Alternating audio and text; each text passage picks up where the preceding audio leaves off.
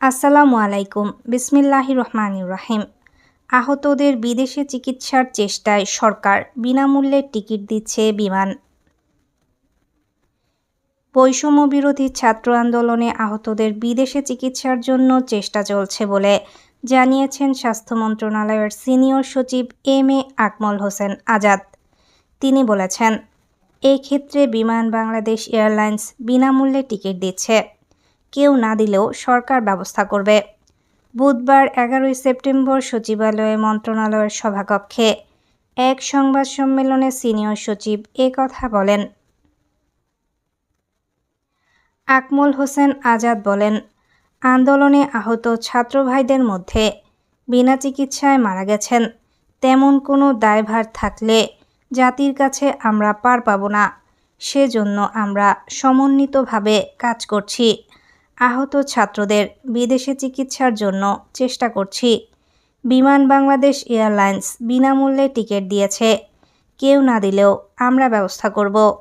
তিনি আরও বলেন, কতজন ছাত্র বা জনতা আহত নিহত হয়েছেন সে ব্যাপারে একটি টাস্ক ফোর্স বা কমিটি হয়েছে। উচ্চ পর্যায়ের একজন সাবেক স্বাস্থ্য সচিবের নেতৃত্বে এ কমিটি গঠন করা হয়েছে। তারা এ সংখ্যাটি নিরূপণের জন্য চেষ্টা করছেন। আমাদের ডেটাবেজে কমিটির তথ্য ও বিভিন্ন সূত্রের তথ্যে একটি সংখ্যা জানতে চাই, তবে এটাই চূড়ান্ত নয়। সিনিয়র সচিব বলেন, আমরা জানতে পেরেছি 18,380 জন আহত হয়েছেন, 625 জন প্রাণ হারিয়েছেন। আহতদের চিকিৎসার জন্য হাসপাতাল থেকে হাসপাতালে স্থানান্তর করার চেষ্টা করেছি।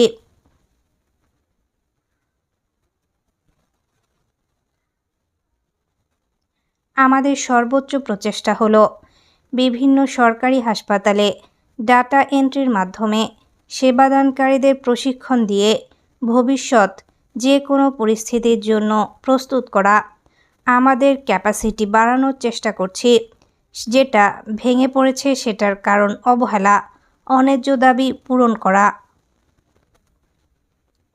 সরকারি চাকরিতে কোটা সংস্কারের দাবিতে জুলাইয়ে আন্দোলনে নামেন শিক্ষার্থীরা, কিন্তু এই আন্দোলন দমনে তৎকালীন শেখ হাসিনার সরকার আগ্নেয়াস্ত্রের বাড়াবাড়ি রকমের ব্যবহার করে বলে অভিযোগ ওঠে।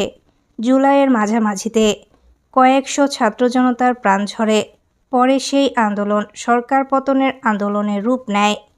এই আন্দোলন দমনে হাসিনার সরকার আরও কঠোর হয়। নির্বিচারে ছাত্র জনতাকে হত্যার অভিযোগ ওঠে।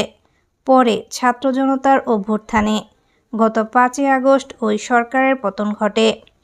শেখ হাসিনা প্রধানমন্ত্রীর পদ থেকে পদত্যাগ করে পালিয়ে ভারতে যান।